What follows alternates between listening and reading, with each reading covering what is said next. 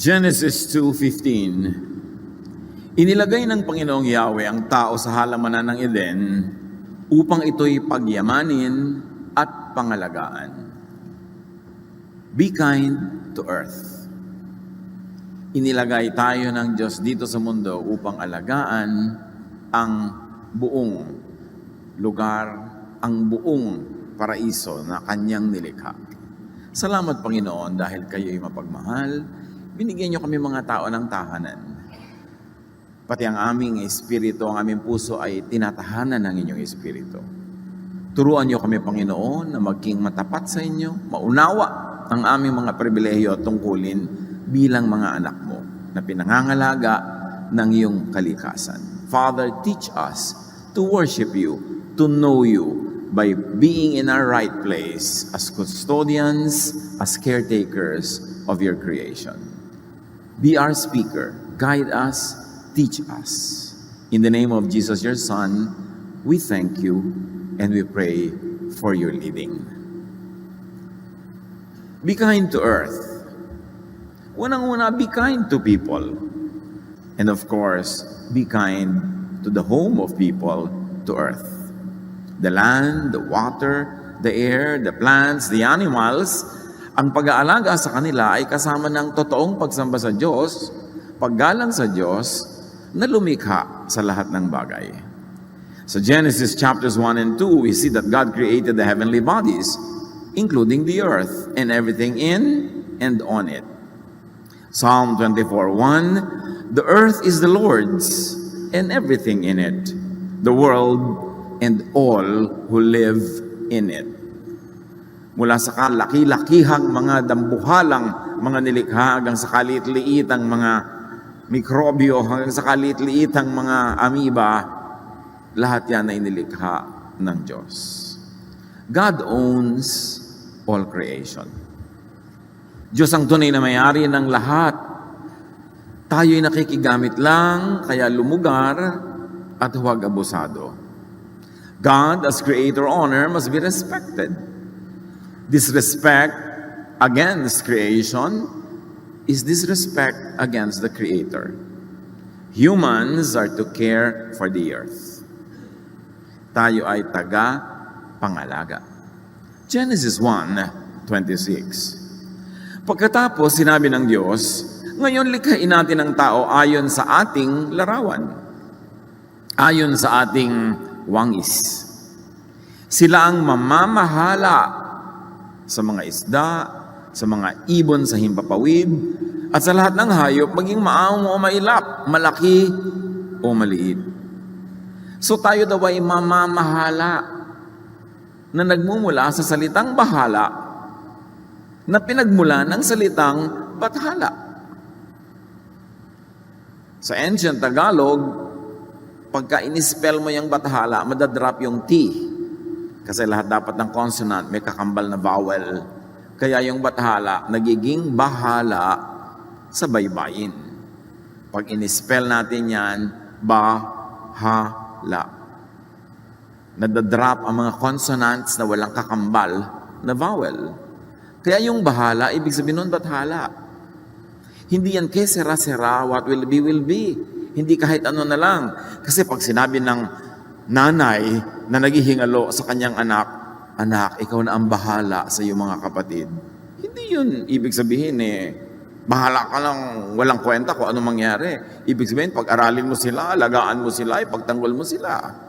Pag sinabi mo sa iyong kapatid na akong bahala sa iyo, ibig sabihin, mamahalin kita, ipagtatanggol kita. At yun ang pinagmumula ng salitang pamamahala.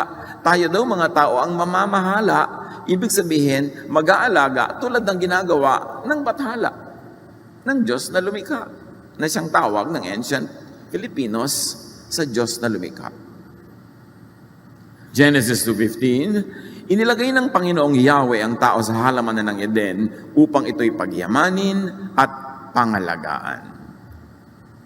At kung yan ang gawain ng taong nilikha ng Diyos, ang mga mananampalataya, the church, dapat gawain din yan among many other things that we should be doing. Kasama yan sa bilin. In fact, this is the first commandment. Bago pa dumating yung Exodus 20 na may commandments, unang-una na, iniutos dun sa nilikha, aalagaan nyo ang sangsinukob. And when you amplify the meaning of pangangalaga, it is to serve and to guard and to protect. Kaya sabi ng Numbers 35:33, do not pollute the land. Of course, the original meaning is do not pollute spiritually, but it's not so hard to extend it to do not pollute physically, because even the ancient peoples were given by God so many rules how to keep the land physically clean. Mga anak ng Diyos, mga mananampalataya, mga nilikha ng Diyos, lahat tayo, we are to keep the environment clean. It's part of godliness. You cannot say you worship God tapos kalat ka ng kalat dyan. We must biodegrade and return everything to nature. Dapat lahat bumabalik, nagre-recycle. Because since the world was created, everything depended on recycling. Lahat nare-recycle lang. Hihinga ka ng oxygen na galing sa halaman, ang ilalabas ng iyong lungs ay carbon dioxide na pupunta sa halaman, hihinga siya papalabas ng oxygen, so naghihingahan kayo ng halaman at ng mga hayop at mga tao. Nare-recycle lang yung hangin. Naiiba ang kanyang composition pag pumasok na sa halaman o pumasok sa lungs ng mga tao at mga hayop. So, we are not to produce and promote the use of non-biodegradable things. Tulad ng mga plastic na napakatagal bago bumalik sa kalikasan kung bumabalik pa. Kinuha mo yun sa kalikasan tapos hindi mo ibabalik, di mauubos yung kalikasan tapos mapupuno ka ng basura. Jeremiah 12:4, hanggang kailan pa mananatiling tigang ang lupain at tuyot ang mga damo sa parang? Nagkakamatay ang mga ibon at mga hayop dahil sa kasamaan ng mga tao doon.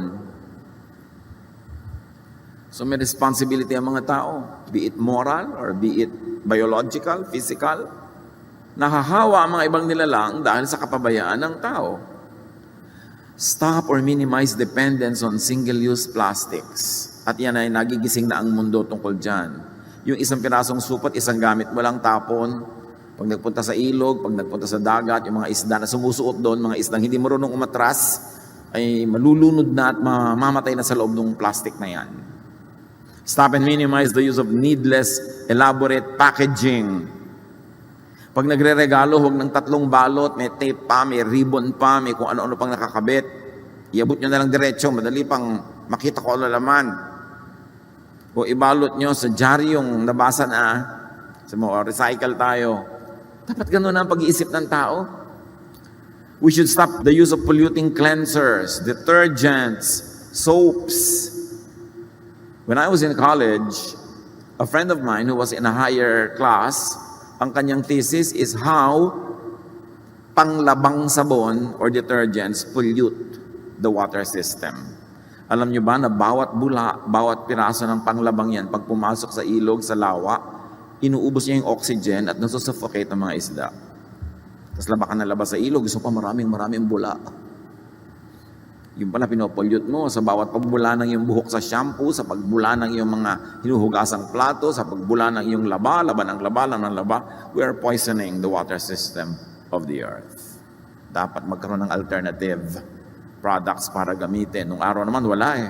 Ang panghugas nga nung araw sa mga plato, abo. Makakakita tayo ng paraan kung gagawan lang natin ng paraan.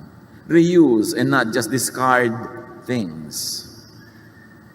Mga itinatapon natin ng mga electronic waste, mga sirang telepono, mga sirang ganito, sirang ganon. Ano mangyayari dyan sa mga yan?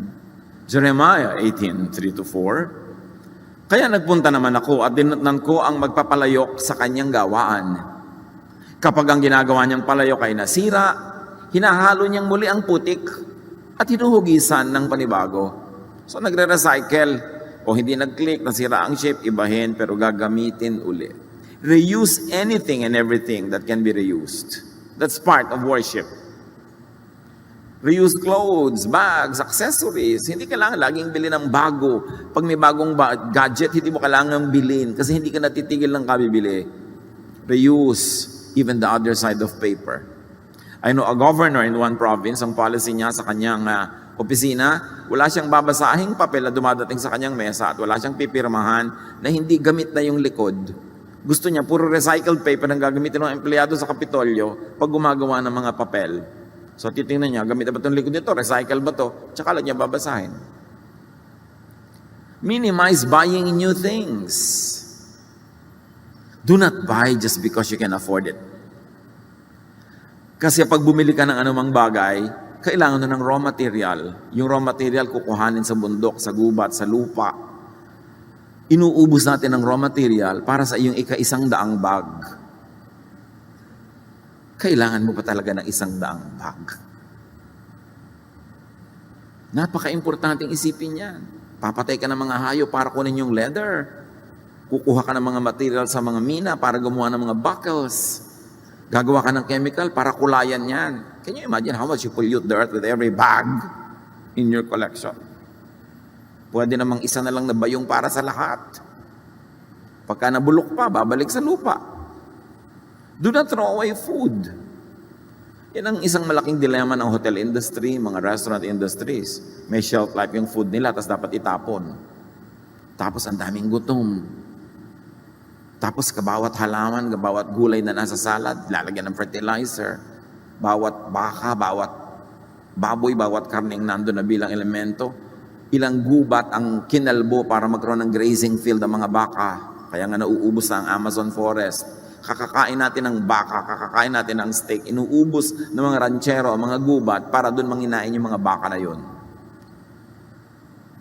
Napakalaking effect sa planet ang bawat isang baka na kailangang palakihin, bigyan ng mga damo, kakain siya ng maraming damo, tapos kakainin natin yung baka na nilagyan ng maraming gamot, maraming turok para lumaki, para tumaba, para ganito at para ganon. Ba't di nilang natin diretsong kainin ng damo?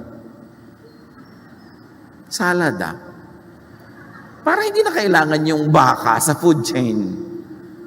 At mas marami pa na makukuha mong nutrients kasi diretso from the sun and from the soil yung nutrients, hindi dumaan sa katawan ng hayop, tapos kakainin mo lang yung hayop. John 6:12. Nang makakain na mga tao, sinabi ni Jesus sa mga alagad, ipunin niyo ang mga lumabis ng di masayang. Kita niyo, naghimala ang Panginoon, himalayo na. Ang dami, pero pati yung mga natira ipinaipon niya para hindi sayang. Sa restaurants, anywhere, do not order more than what you can eat. Lalo sa eat all you can. You want to die at once? Dalasan nyo yung eat all you can.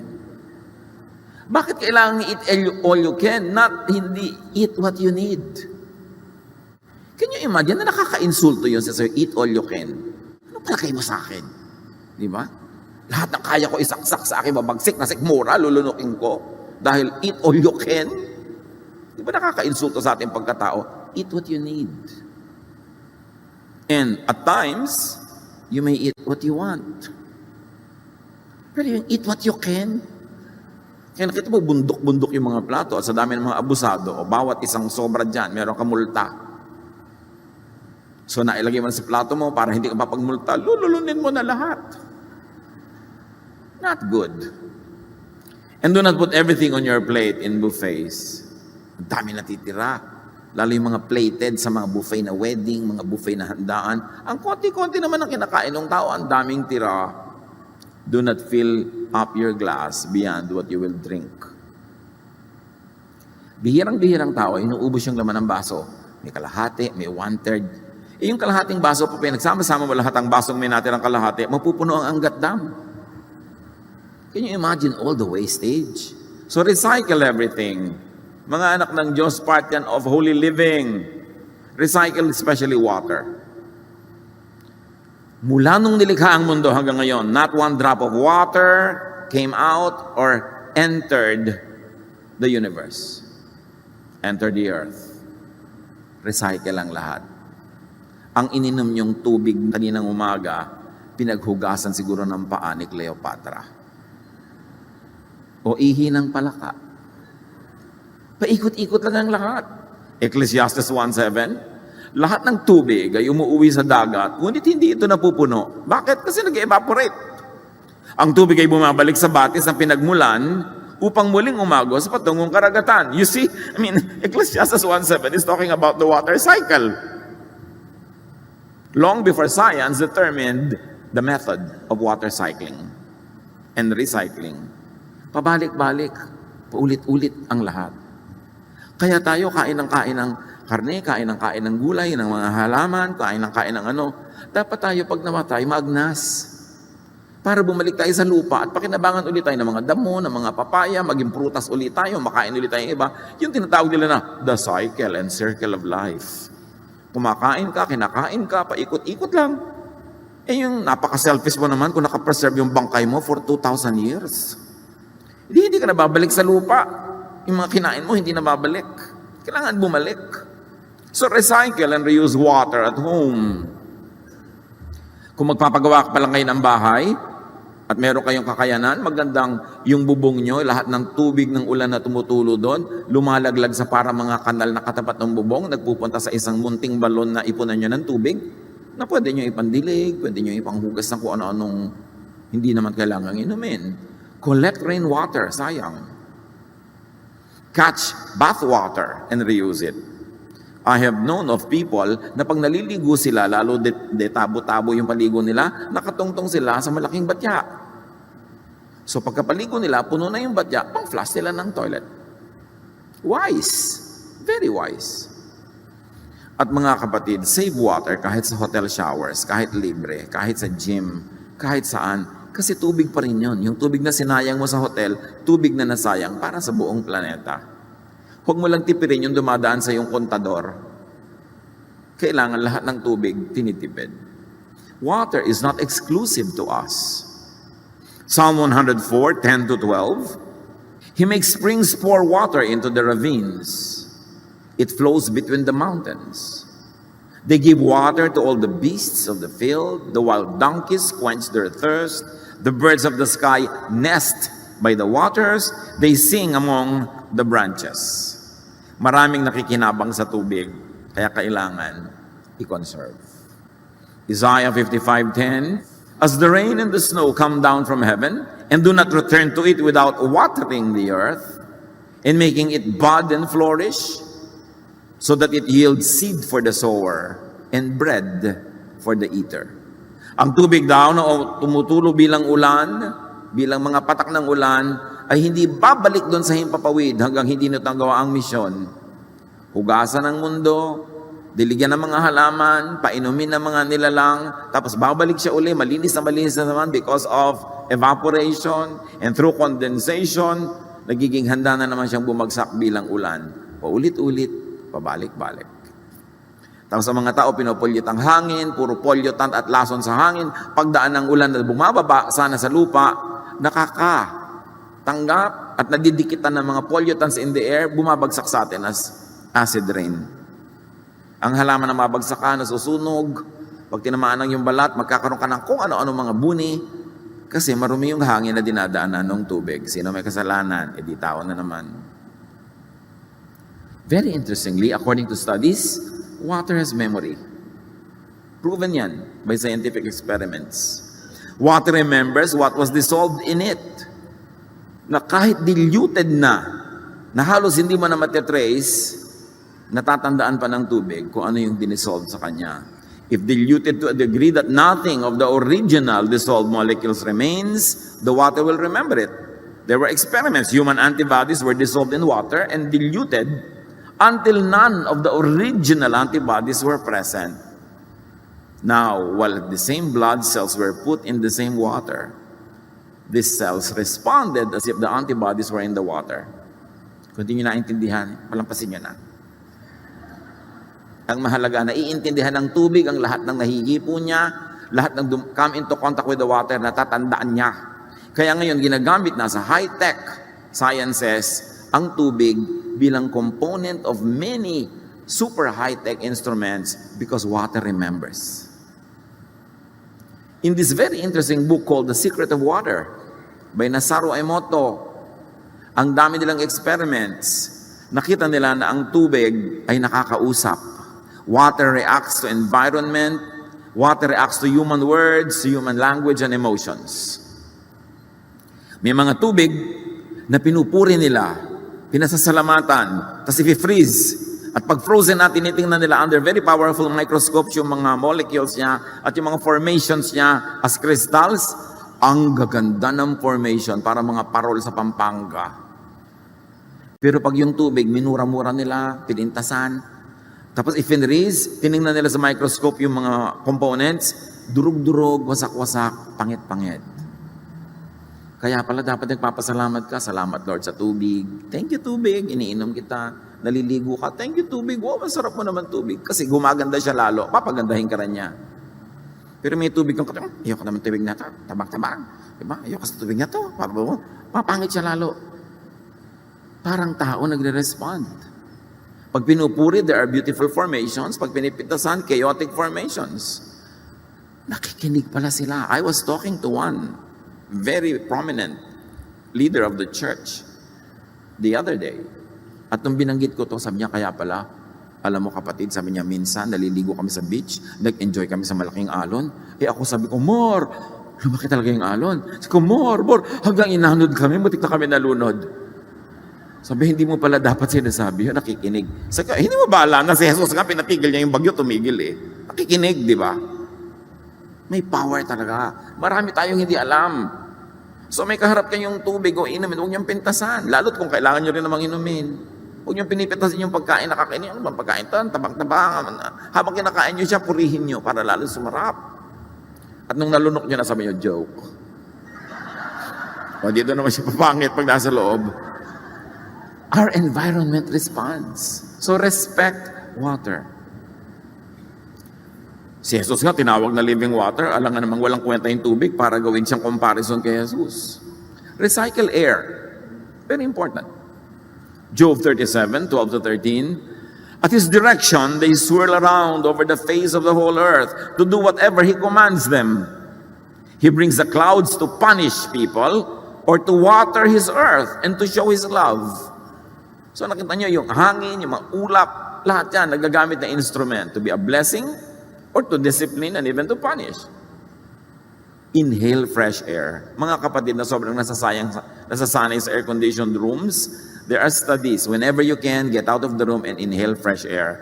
If the air around your house is not fresh, make it a point to go to the mountains, to go to the provinces every once in a while, and just feed on fresh air to make yourself healthy. Breathe outdoors. May tinatawag na ngayon na forest bathing. Pupunta ka lang sa gubat, maglalakad ka doon, minamahal mo yung mga puno, they love you back, you inhale fresh oxygen, and it is very good for your health. And very important mga kapatid exhale clean air. Yung, ang sari-sariwa ng hangin nang mag-inhale ka, tapos pag-exhale mo, nakakamatay ng insekto. Anong nangyari? Yung malinis na hangin, pagpasok sa lungs mo, paglabas, ang dumi na. Di, ang dumi ng lungs mo pala. Ang dumi pala nung lalamunan mo, ang dumi pala ng mga gilagid mo dyan.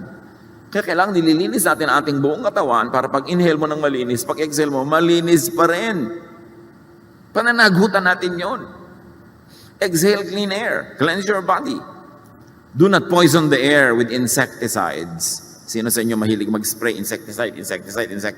Alam niyo yung salitang may CID sa dulo, side? Ganon din yung suicide. Nakakamatay ang lahat na may side sa dulo. Kaya mga pesticide, insecticide, suicide. Tapos mag-i-spray kayo ng lamok, patay. Mag-i-spray kayo ng langaw, patay.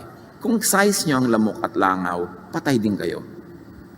The only reason why you don't die is you have bigger lungs. Pero kung ang dami nyo nang na-spray na nagawa, paulit-ulit, in proportion to your size, para na rin kayong lamok sa dami nang na-spray nyo, you will soon die. Kasi nakakamatay.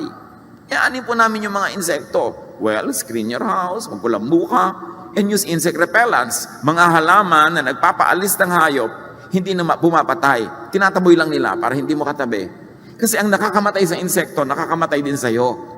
Lalo may mga baby ka sa bahay, may mga may sakit sa bahay, spray ka ng spray, nalululun mo rin yun. Pumapasok yun sa lungs mo. In proportion lang nga, mas malaki yung lungs mo, kaya mas matagal ka mamatay. Pero mamatay ka rin pag di mo tinigilan yan. Conserve Earth's resources. replenish, restore the earth's nutrients. Ang lupa, pinagpapahinga. Pati nga pagtatanim, pinapahinga mo yung lupa eh. Nung araw, utos ng Diyos, tuwing 7 taon ng pag-aani, 1 taong nakapahinga ang lupa. Ipapahinga din.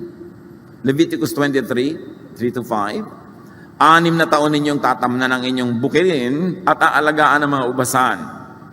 Ang 7 taon ay taon ng lubos na pamamahinga ng lupain.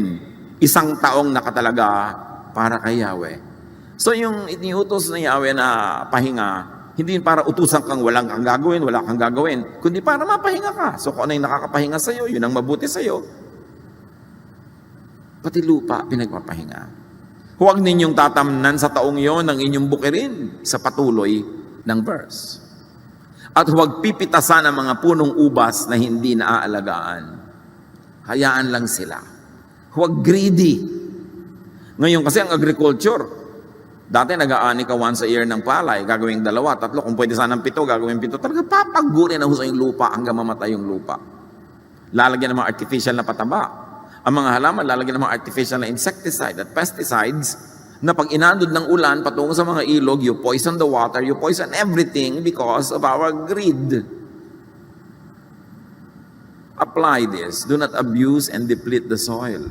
Do not overcultivate. And avoid and minimize the use of chemical pollutant fertilizers. Dapat organic ang mga fertilizer, hindi yung pollutant. Napatubo nga yung halaman mo, ang daming bunga, pero after 3 years, yung lupa mo, patay na. Avoid and minimize the use of insect and weed killers. They pollute the water system. Nung araw, we have projects sa Ifugao Rice Terraces. I was encouraging them to plant tinawon again. Kasi yung kanilang native variety is the best for that place. Pero tinuruan sila ng mga internationally trained technicians na magtanim ng mga high-yielding, multi-cropping rice.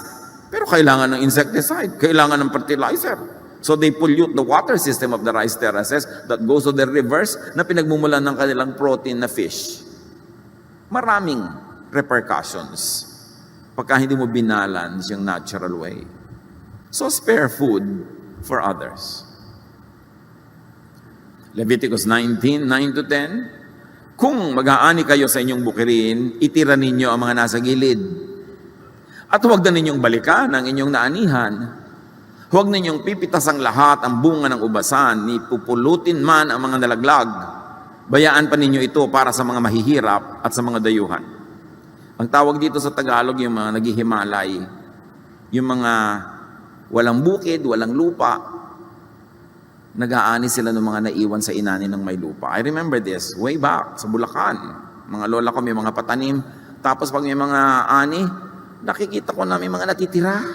Tapos yung mga ibang mga tao doon sa paligid, sa bukid, puntahan sila doon sa mga taniman namin ng munggo, mga taniman ng ganito at ganyan, ng mani.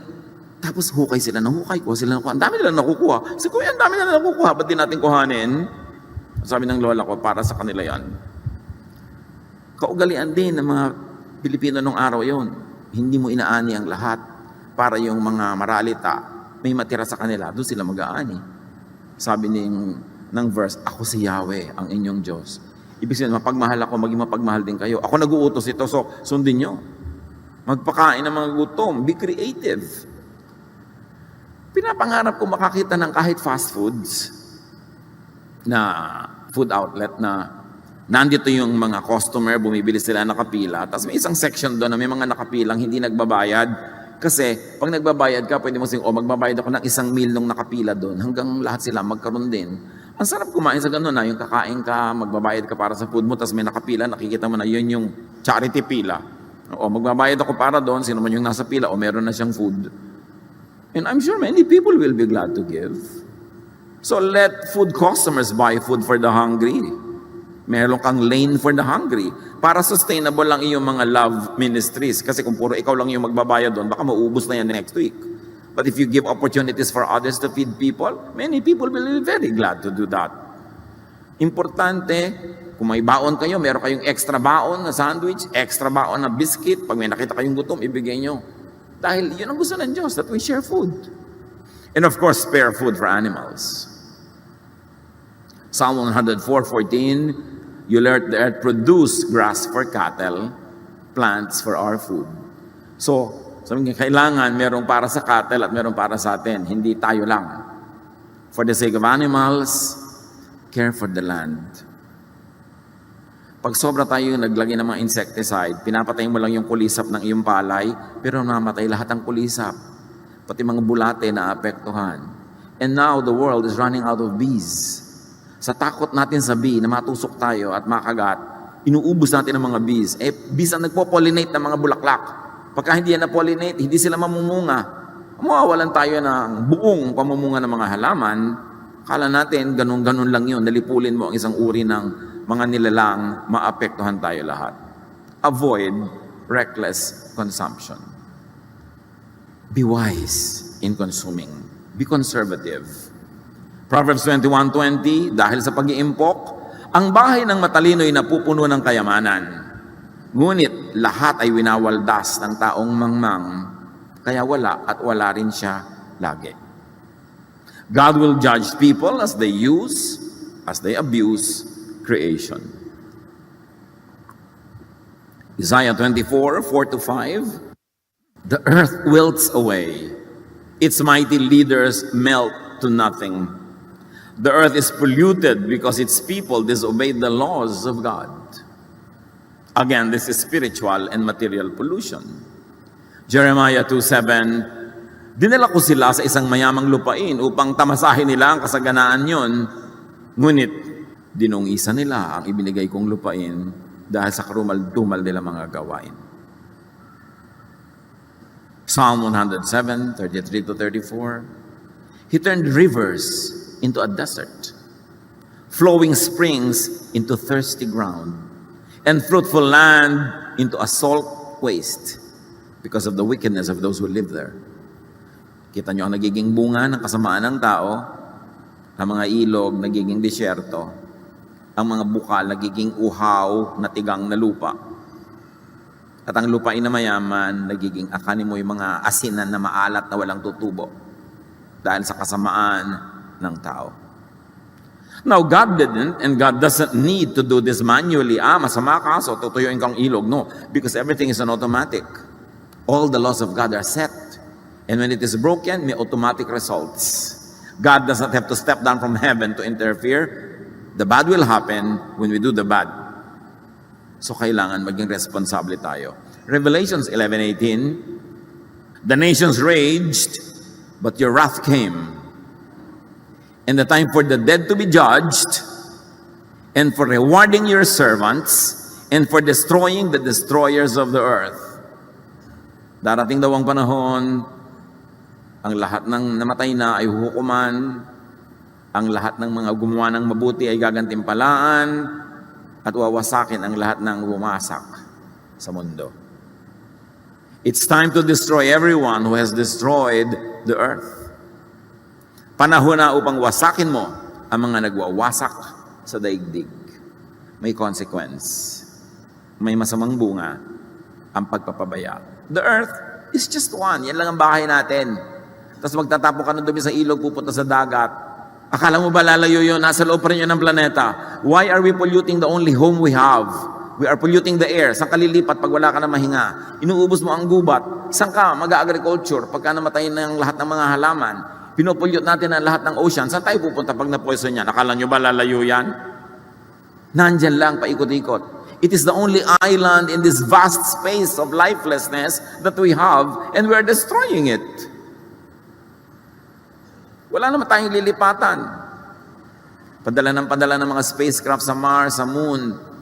Ang atupagin natin, magtanim tayo ng mga halaman, linisin natin yung mga dagat, kasi ito yung bahay natin. Ba't madudumihan ang sarili mong bahay? Why pollute and destroy your only home? Kailangan. Ang mga bansa, may mga nuclear weapon. Akala nila, pag pinaputok nila sa malayo, doon sa kalaban nilang bansa, nasa loob pa rin yun ng Earth. Yung atmosphere, yung pa rin ang tatanggap ng mga laso nun. Babalik din sa kanila yun, parang water, pabalik-balik. Akala natin, mapipigil mo ang dumi by national boundaries. May mga bansa pa nag-export ng basura. Bakit? Pagka ba nabulok yan dito sa lugar na ito, hindi ba sila maapektuhan? Dadalhin din yun ng hangin doon. We should all be responsible for the environment.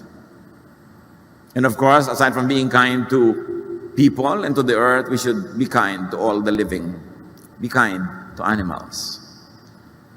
Kumusta ang score natin dito mga kapatid bilang mga mananampalataya ng Diyos? Like humans, animals have intelligence. They are aware.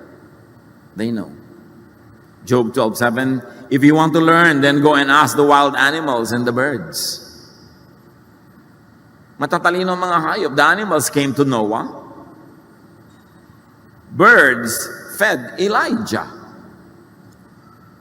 And animals have feelings. Mayroon silang damdamin tulad ng tao. Crocodiles swim and have fun. Ostriches flap joyfully. Horses rejoice. And did you know that elephants have funeral rites for their dead? Pag may namamatay silang kalahi, tinatakpan nila ng mga sanga, ng mga dahon, ng lupa, inililibing nila ang kanilang dead. And yet people shoot an elephant just to get the tusk para lang magka-ivory.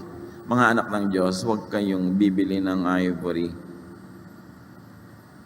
Every purchase of ivory, inuutusan nyo yung nagtinda sa inyo na pumatay uli ng elepante para may mabili pa uli at meron silang pagkakitaan. Animals love their mates, their children, their family and friends. Kita nyo kung paano alagaan itong swan na ito yung mga anak niya.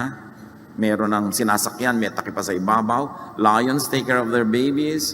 Everybody, all of these animals are very caring parents. Respect animals. Do not objectify them. Huwag nating manhirin ang ating sarili para hindi natin maramdaman ang kirot na nararamdaman ng mga hayop pag tayo ay nagiging malupit. Animals do not belong in cages. They belong in the wild. Hindi sila bagay sa zoo. Animals do not belong in aquariums. Alam niyo yung mga seafood market, yung buhay na buhay yung mga isda, iluluto. Alam niyo ba na mula nung nahuli sila hanggang lutuin para sa inyo, hindi sila pinapakain? Wala silang nakakain kasi para daw hindi dumumi yung aquarium at saka para malinis ang kanilang sikmura at pag niluto, malinis, mag-enjoy ang customer. Pero the kindest thing you can do to a fish or a sea creature in the aquarium is to eat it at once because as long as it lives, it never eats. The agony only prolongs. Animals are not for entertainment.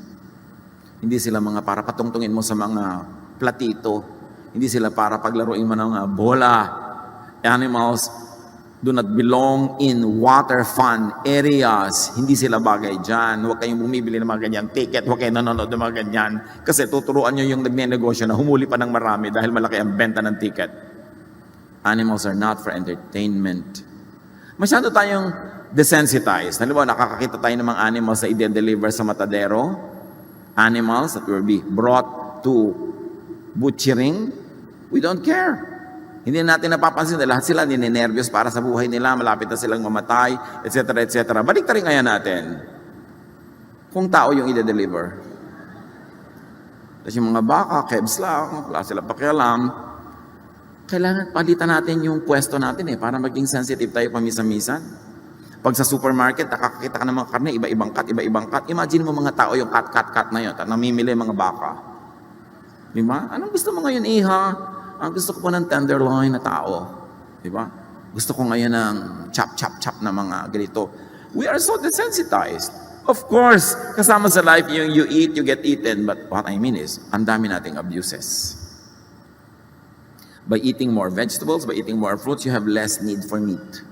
At imbes kinakain mo yung buong steak, pwede mo na maging sahog na lang. Kung talagang gustong-gusto mo, at least konti na lang. Imbes 5 baka yung kinain mo buong buhay, 1 na lang. Malaking tulong na rin yun. Hindi ka naman kailangan maging absolute vegan, but you can help. Now, animals are loved by God. Mahal ng Diyos ang mga hayop. Matthew 6:26, look at the birds of the air. They do not sow or reap or store away in barns, and yet your heavenly Father feeds them. Think of feeding animals, not just eating them. Kung meron kayong bintana, maglagay kayo ng isang palangganang tubig every day para may mga ibong dumapo, makainom sila. Kasi wala na silang mainom ang batis doon sa buong Metro Manila. Kahit tubig sa estero, ayaw na nilang patulan. Kung meron ka mga bird feeding dyan, may lalagyan mo ng konting seeds, dadapuan at dadapuan niya ng ibon. Better, maglagay ka sa bahay mo kung may space ang birdhouse na maliit, na hindi na iistorbo, pwede sila doong mamugad kasi wala na sila mapugaran, wala na mga puno. Proverbs 12:10, good people are kind to their animals, but a mean person is cruel. Meron ka makikitang aso, ang tali, alambre, sa leeg. I saw a dog one time na iikot-ikot, gutom na gutom, at nung tinawag ko, salamat lumapit, nakalubog sa leeg niya, alambre. Kasi maliit pa siyang tuta, alambre ang collar niya. Lumaki na siya. Can you imagine na sa bawat paglaki niya, sumasakit dahil lumulubog sa laman niya yung alambre. I had it removed. Ang sakit, nagtiis ang aso, tiniis niya. Tapos hindi na siya umalis. Nandun na siya forever with us. Ang daming ganung hayop. Ang daming mga isda, ang daming mga turtles na napapasuot sa plastic na supot, di na sila makalabas, nasusuffocate na sila. Ang daming iniiwan ng mga mangingisda ng mga lambat sa dagat, lalo na lagot, nasira. Tapos napapasuot doon yung mga isda at na-entrap na sila forever. Ang daming ganyang cases. Kahit nga sa hayop, sabi ng Diyos, pagka ang hayop nagigiik ng mga grain, alam niyo nung araw yung mga meal ng bato na dinudurog yung mga grain, mga baka, mga beasts of burden ang nagpapaikot ng bato na yon. Deuteronomy 25:4, huwag niyong bubusalan ang bibig ng baka habang ito'y gumigiik. In other words, kung ginigiik ng baka yung mga grain, walang busal ang bibig niya, walang takip, pwede dapat yumuko at kumain whenever the baka likes to eat. Diyos pa ang may sabi niyan. Ganyan niya kamahal. Matthew 12:11, sumagot siya, kung kayo'y may tupang nahulog sa balon sa araw ng pamamahinga, hindi ba ninyo ito iaahon? So ano itinuturo ni Jesus? Kindness to animals above religious tradition. Ganun kamahal ng Diyos sa mga hayop. That God even commissioned a donkey to talk to a prophet. Yung prophet na naliligaw ng landas, ang ginamit ng Diyos para kausapin siya, isang donkey. At nagsalita ang donkey. Needless to say, we have to be kind to plants. According to the studies, plants have intelligence. Plants remember and learn like water. Ang mga halaman, patuloy nilang sinusuri ang kanilang kapaligiran, lahat ng mga nakakasalat, nakakahipo sa kanila, at sila ay nagpapasya kung paano sila tutugon sa ganung mga pangyayari sa paligid nila. Ang ugat ng halaman, pag nakatama sa bato, ay iikutan niya yung bato hanggang makahanap siya uli ng malambot na lugar. May mga experiment sa mga halaman na nagre-respond talaga sila. Plants even respond to human words and thoughts. Kaya mga iba, kinakausap nila yung halaman, na pagkakamala mo, ay may sira yata yung kapitbahay namin. Nagre-respond sila. There were experiments, at ito sa book na The Secret Life of Plants.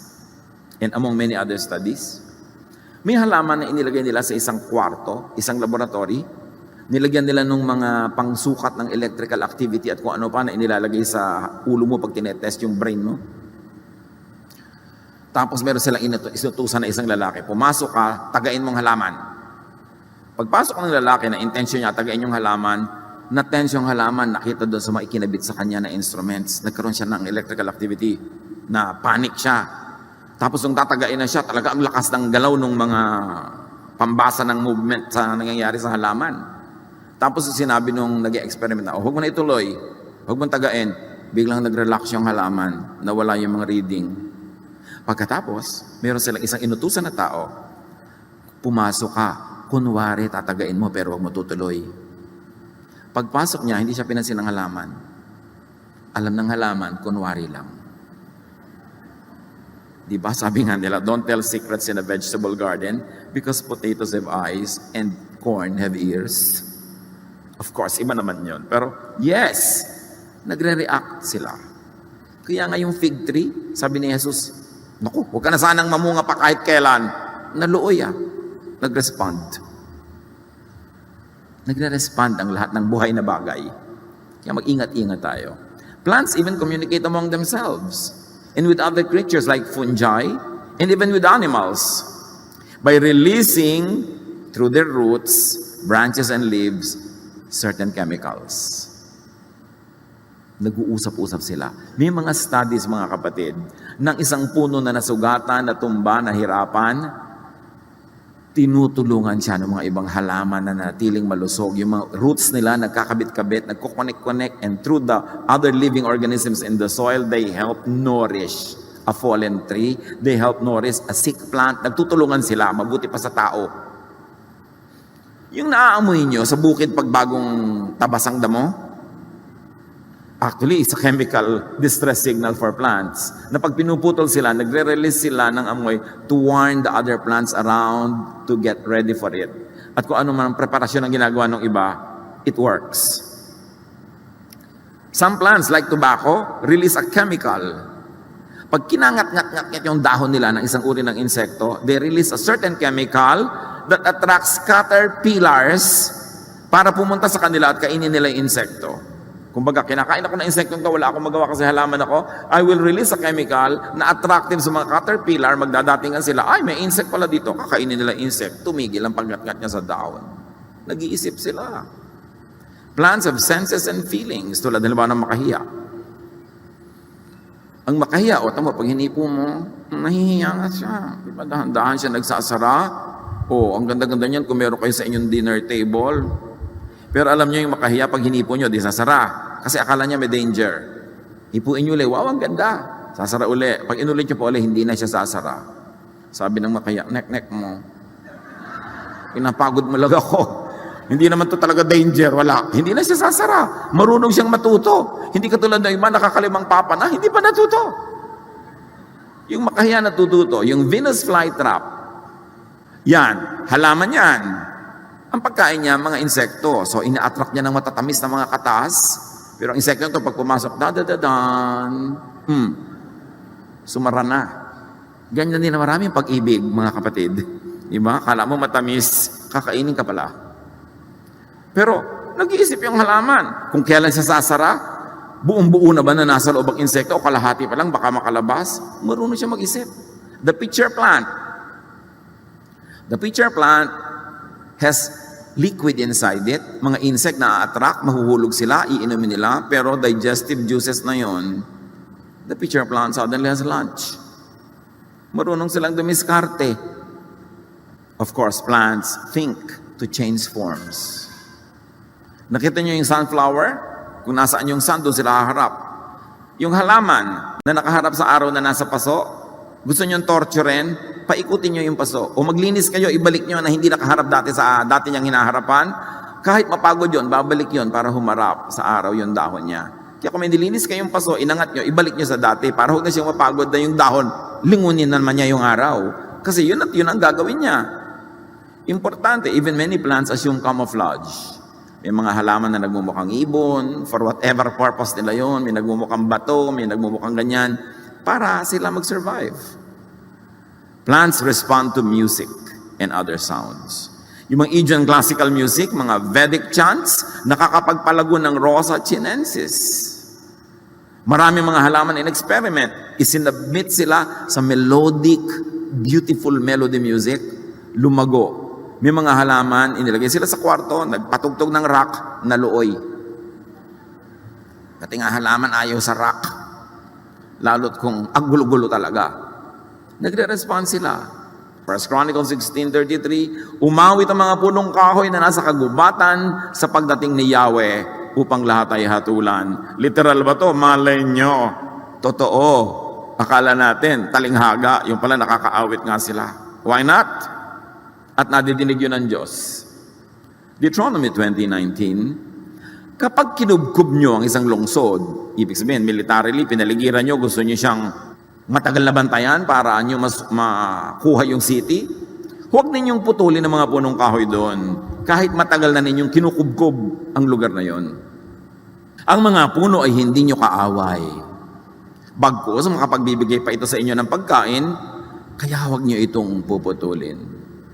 Napaka-specific ng instruction. Proverbs 27:18, take care of a tree and you will eat its fruit. John 15:5, ako ang puno ng ubas at kayo ang mga sanga. Ang nananatili sa akin at ako sa kanya, ang siyang magbubunga ng sagana.